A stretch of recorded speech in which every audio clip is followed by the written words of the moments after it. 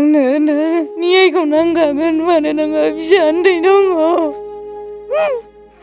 फिसाखौ फोरोंलांनांगौ दङ।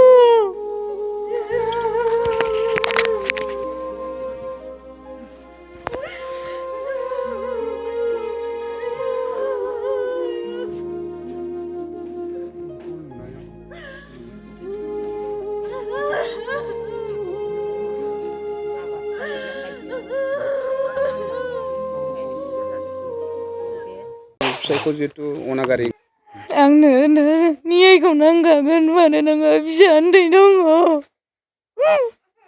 फिसाखौ फोरोंलांनांगौ दङ।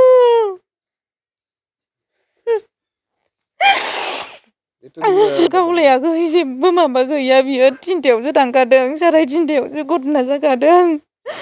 बियो फुंनिफ्रायनो गावलायदों होनदों, बेयो थाङाखै, आंजोंनो दङ दखानावहाय थाफाबाय थादों।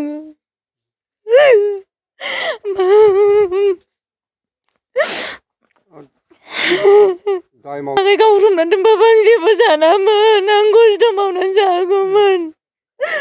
मानो बिदि खालामो? नोंथांनि बे समाव